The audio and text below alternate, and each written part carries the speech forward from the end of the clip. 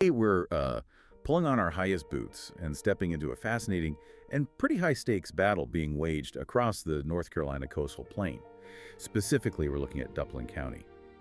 This is a region where the ground itself, it presents a daily challenge. We're talking about water, and not just heavy rain, but this constant pressure that threatens home foundations and, most critically, septic systems. And this is a really important deep dive into, I think, environmental and engineering resilience. We've pulled together sources that detail the region's specific, unique geologic challenges, and crucially, the necessary steps homeowners have to take to protect their investment. This isn't theoretical at all. We're looking at real mitigation strategies for a landscape that is, well, it's fundamentally hostile to the way we usually build things. Exactly. So our mission today is to move beyond just saying, oh, it's bad drainage. We really want to unpack precisely why Duplin County soils are so hostile to a standard septic system. And then we'll detail how one specific decades-old tool, the French drain, has become really a non-negotiable part of the defense strategy. I mean, this is less about simple home improvement and more about genuine, necessary risk management. Right, and to set the stage, let's start with the core conflict. The shocking fact that really underpins this entire discussion. The problem isn't just a few heavy rains. The problem is the land itself. Duplin County has these widespread, poorly drained, lowland soils, famously the Portsmouth series. And here's the historical reality. According to older land use surveys, somewhere between 20 and 25% of the entire county was historically classified as swamp, pocosin, or swamp forest. Wow. 20 to 25%. Yes. And if a quarter of the land was historically a wetland, you just can't expect standard drainage to work reliably today. That statistic, that's really the anchor for this whole conversation. So that figure up to 25% swamp, I mean, that's not just some historical footnote. It's a living prognosis for homeowners today. It tells you the geologic deck is just stacked against any system that relies on soil absorption. So let's unpack this in section 1. We need to get to the why behind this, starting with that root cause. The unsuitable soils and that high water table. Absolutely. When we talk about Duplin County, we're talking about the Atlantic coastal plain. And this region is, characterized by low-lying, exceptionally flat terrain. Flatness is challenge number 1. Gravity is your best friend in drainage. And here, it's basically neutralized. Water can't run off easily. It just spreads out and sits. And it's not just the flatness, it's what the soil is actually made of, right? We have to contrast the two main soil groups here. Precisely. You have some pockets of well-drained upland soils, the sandy, fast-draining areas where building is relatively easy, but a huge portion of the county is composed of these poorly drained lowland soils. And the one to focus on, as we mentioned, is the Portsmouth series. It's notorious. Okay, so what makes the Portsmouth series soil such a powerful sponge? Give us the technical breakdown. Well, these aren't your typical sandy loams. The Portsmouth series is a deep, moderately fine textured soil. That means it has a lot of silt and clay. And those particles are much smaller than sand, so when they get compacted, they drastically reduce the pore spaces, the tiny air pockets you need for water to percolate through. So they have a naturally high water retention capacity. They just hold water like a wet sponge and release it incredibly slowly. And tying that back to the geology, that critical swamp statistic, if a quarter of the county was historically swamp forest, I mean, those areas are still acting like natural reservoirs today, right? What does that do to the water table? It creates this persistent water table challenge. Because the land is flat and the soils are so retentive, the shallow groundwater table is always threatening the surface. Even in a dry spell, the water table is often just uncomfortably close to where you'd put a septic drain field. Our sources note this combination: flat terrain, heavy soils, high water table. It places so many homes at a constant year-round risk of saturation. And that leads directly to the septic system disaster. Yeah. And it's not just that the water can't drain away. The failure is biological, something I think people really need to understand. Can you explain that critical link? Why does saturation physically stop the system from working? This is the most crucial piece of the puzzle. A drain field isn't just a pit that accepts water, it's the heart of a tiny wastewater treatment plant. The soil is the filter, and the treatment relies on microbes. Specifically, you need aerobic, oxygen-loving microbes to live in the upper layers of the soil. They are incredibly efficient at breaking down contaminants. Okay, so they need air. What happens when the soil gets waterlogged? When the soil saturates, water fills all those tiny pore spaces. It pushes out the air, which eliminates the oxygen supply. Without oxygen, the good aerobic microbes, they just die off or go dormant. The system then switches to a really slow, inefficient anaerobic breakdown. And that process creates this biological gunk called biomat, which seals the soil pores even more, clogs the drain field, and then it's over. That is irreversible system failure. The wastewater has nowhere to go but up. So you have these fundamental structural issues, the soil, the water table, but then you have these compounding external pressures on top of it. Climate, development. Exactly. The natural weaknesses of the coastal plain are just amplified by modern factors. Duplin County is categorized as having a persistent risk of flooding, and that's not just from hurricanes. We're talking about frequent, heavy rainfall events that can raise the water table incredibly fast. And these climate shifts, they're not minor. They're fundamentally changing the environment that these older systems were designed for. They really are. Statewide studies point to increasing rainfall totals and more variability. So systems that were built under older assumptions about hydrology are now being pushed past their breaking point. The water table rises higher and, maybe more importantly, it stays high for longer. It just creates the perfect conditions for that aerobic microbe failure we were talking about. And it's kind of disheartening how development itself has made these natural drainage patterns even worse. It's a classic environmental feedback loop. Decades of development, agriculture, they have fundamentally altered how water moves across the land. Historically swampy areas, those natural sponges, have been filled, graded, compacted, paved over. When you replace a wetland with a subdivision, you kill the natural absorption capacity. So now all that runoff that used to be absorbed slowly gets channeled very quickly toward low-lying yards and, unfortunately, right on top of existing grain fields. And we know this is a systemic, county-wide problem because you have official bodies like the Duplin County Soil and Water Conservation District actively working on this. That level of official engagement is a huge red flag. It tells you that water runoff and poor drainage are recognized as ongoing systemic county concerns. This isn't just a few homeowners with plumbing problems, it's a public infrastructure and environmental health issue. So how does the county even try to manage this? I mean, the septic suitability rules must be constantly strained. They have to be incredibly rigorous, but you're often fighting nature. The local county's water and sewer department does a crucial site evaluation. They look at soil texture, wetness, and most critically, the depth to the water table. They're trained to look for signs of historical saturation, like muddling in the soil, and they also look for something called restrictive horizons. Restrictive horizons, Yeah. What exactly is that? Like a hard pan? Exactly. It's often called a hard pan. It's an impermeable or semi-impermeable layer in the soil, usually clay that's been cemented together. If that hard pan is too close to the surface, it just blocks the downward flow of effluent. The water hits it and starts spreading sideways toward the surface or your neighbor's yard. And because of all these challenges, we get to that critical red flag that every homeowner or buyer needs to watch for, the provisionally suitable classification. This is maybe the most important administrative detail for a homeowner to understand. Because so many lots have these issues, they just don't qualify for a standard permit. They only qualify as provisionally suitable. And that means a standard system can be allowed, but only with site modifications, engineered solutions to overcome the land's natural flaws. And our sources really stress that people should see this as a warning, not a pass. Why is that? Because it's a giant warning label from the county. It confirms the site has documented flaws. A provisional permit isn't a green light. It means the county has assessed the risk and determined failure is highly likely unless you invest in engineering solutions upfront. If you see that classification, you need to know that things like French drains or a raised field aren't optional upgrades. They are mandatory to mitigate an extremely high risk of failure. Okay, so we've established this massive county-wide problem, flawed soil, high water. Now let's look at how this crisis really manifests differently in specific communities across Duplin County. It's one thing to know the general problem, another to see how it plays out on the ground, starting with Kenansville. Kenansville's a great example. It has some moderate elevation, which is deceptive, but the terrain still slopes toward floodplains. And critically, you frequently encounter those heavier Portsmouth series soils and shallow impermeable layers we talked about. So what's the signature issue there? What does a homeowner actually see or feel? The signature is chronic saturation. Homeowners there report slow drainage, lingering wet spots on their lawns for days after a rain. If your ground is still soft and mushy 48 hours after a storm, that's a huge diagnostic sign that the soil just can't keep up. And what's the long-term implication of having a perpetually mushy yard for your septic system?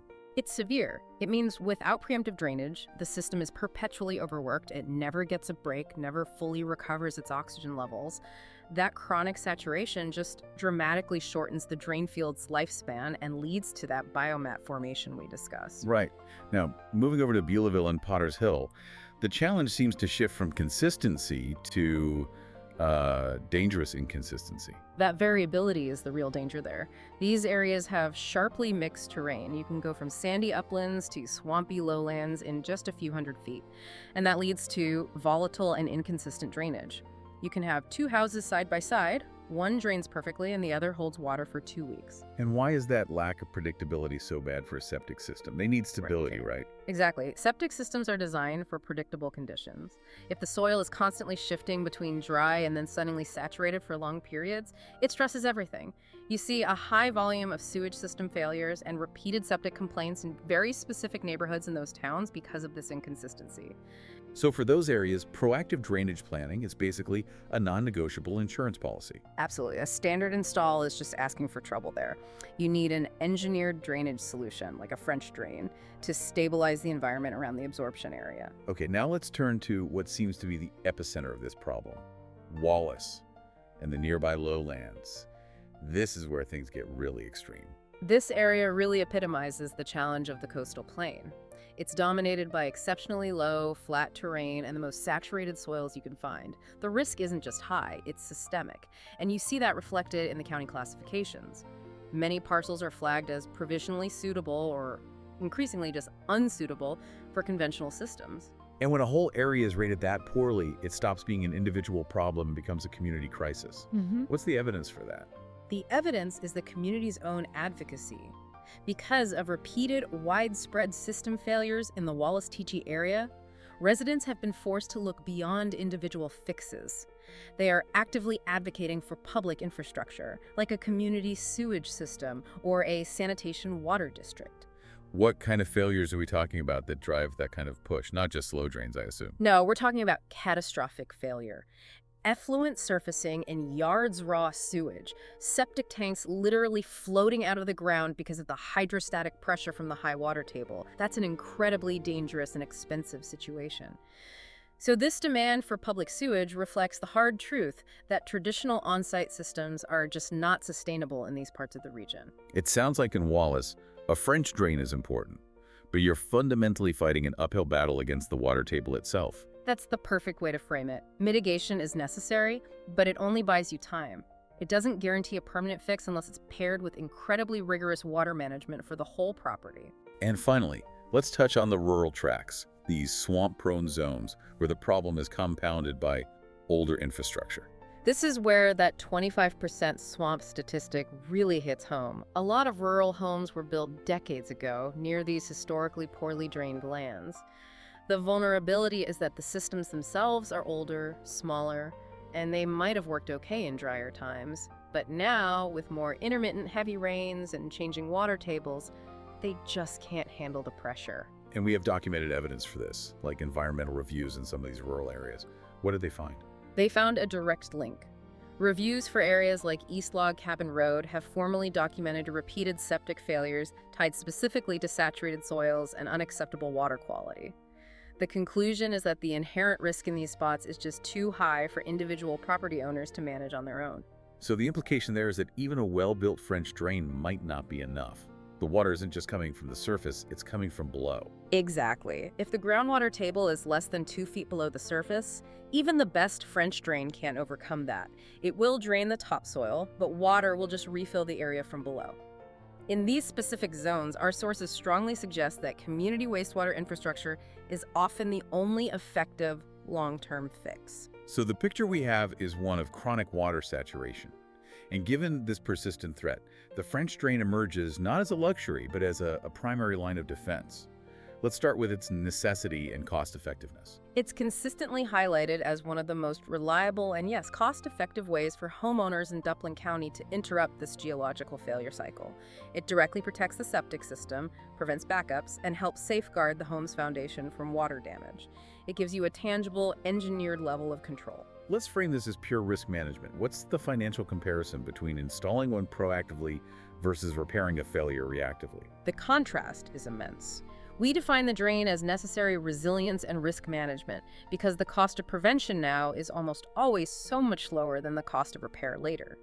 A specialized, septic-safe French drain system might cost, say, $8,000 to $15,000. Compare that to repairing a failed drain field, excavating the whole yard, replacing everything. That could be $20,000 to $35,000 or more, plus all the secondary damage. The drain is cheap insurance against a catastrophic loss. Okay, let's detail the mechanism. How does it actually work to save a septic field that's under constant threat? It has three essential roles that all have to work together. Role 1 is interception. The drain is strategically placed upslope from the critical zone, whether that's the foundation or the septic field. It's designed to intercept both surface runoff and the groundwater moving underground before they can get to that critical area. It's like a collection moat. So it collects the water.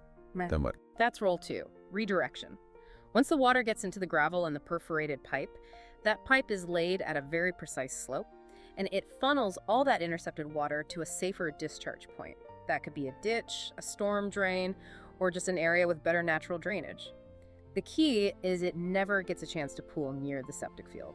And the final and maybe most crucial role for the septic system's biology. This is the genius of it in this context. It's role 3, maintaining airflow.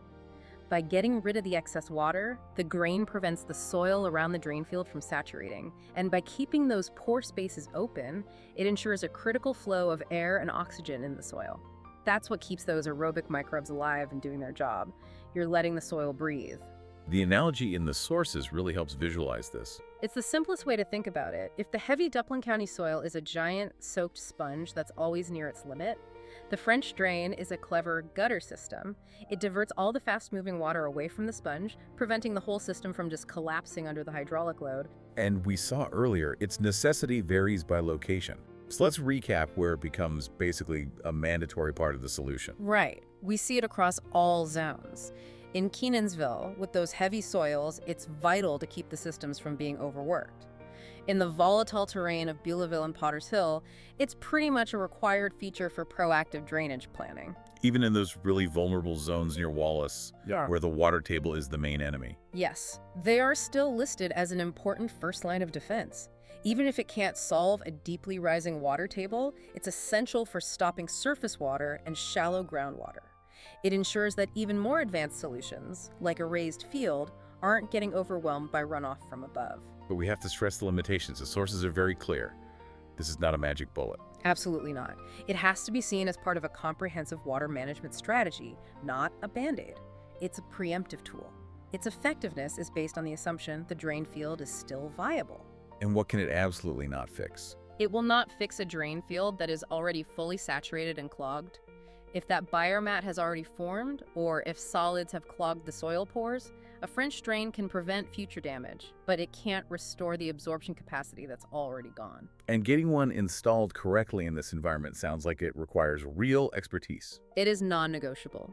Success depends entirely on correct design and expert installation by someone who understands septic safe drainage and the local geology. A DIY job in these flat, heavy soils is a recipe for disaster.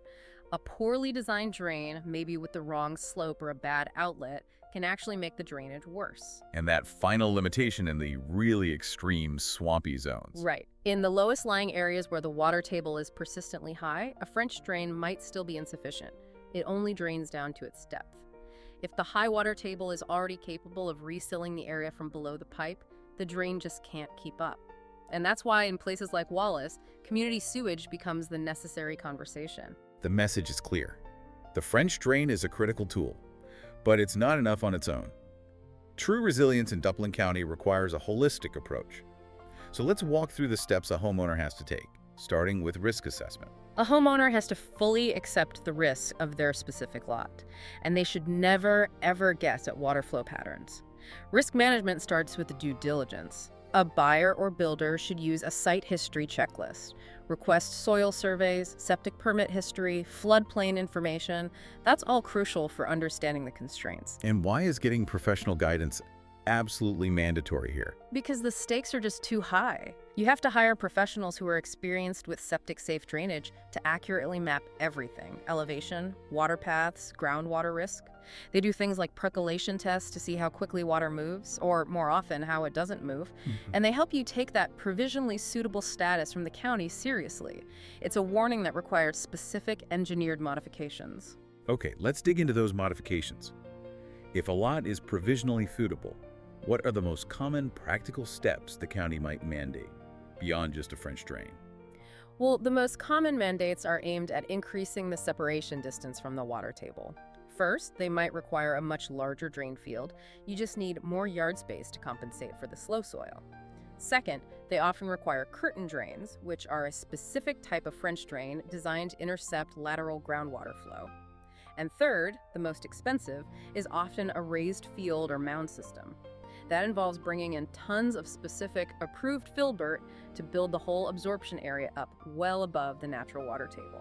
And once the engineered drainage is in place, the next step is combining it with smart landscaping and maintenance. Absolutely. Unmanaged yard drainage is a direct threat, and it's where a lot of homeowners fail. You need to use specific landscaping practices like grass and shallow-rooted plants over the drain field itself. Crucially, you have to avoid planting deep-rooted trees or shrubs anywhere near the field. Those roots will seek out the moisture and destroy the pipes. And traffic control is a big one too, isn't it? A huge one.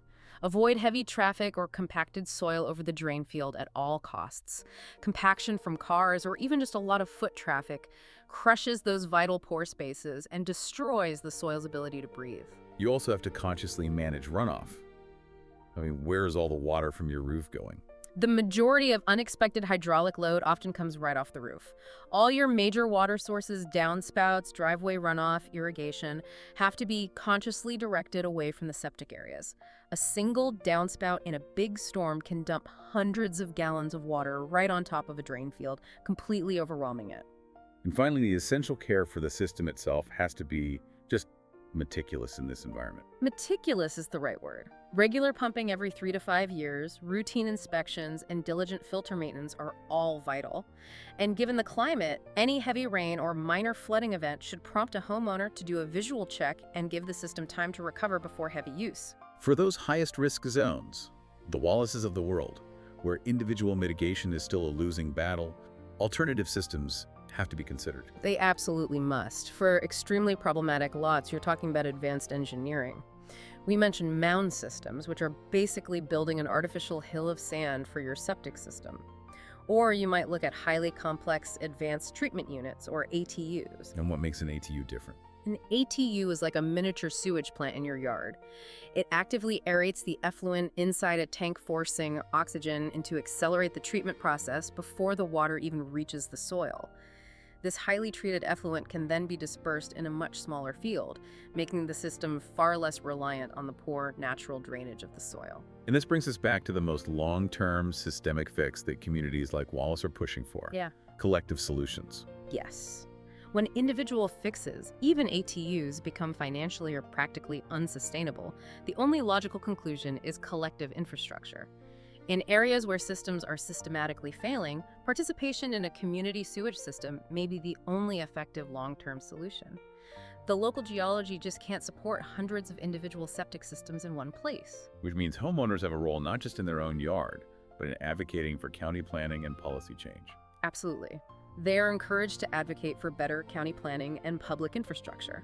The repeated failure of private systems is a form of pollution and economic instability that eventually affects everyone. The challenge really requires a shift from placing the full, immense burden on the individual homeowner to adopting a collective infrastructure-based solution that matches the scale of the problem. This has been a critical, really detailed deep dive into Duplin County's unique water challenge.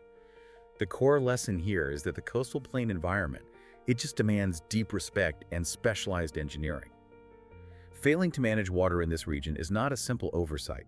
It is a high-stakes risk that will inevitably lead to expensive, disruptive system failure.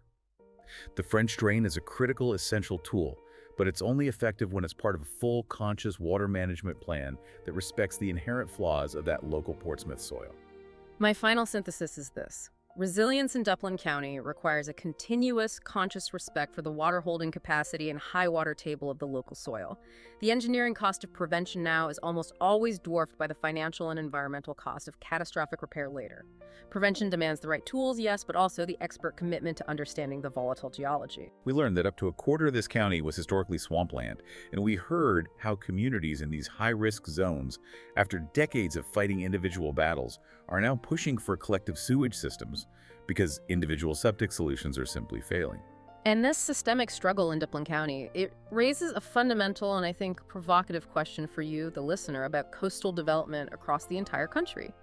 How many communities built on reclaimed or formerly marginal land with similar heavy, poorly draining soils are facing the same systemic septic failure under the mounting pressure of increasing rainfall and rising water tables? If individual fixes are proving obsolete in Duplin County, it suggests the real long-term fix lies not with individual property owners, but with regional public policy and collective infrastructure planning that acknowledges that sometimes you just can't overcome the land. And that is the true challenge of building in the shadow of the swamp.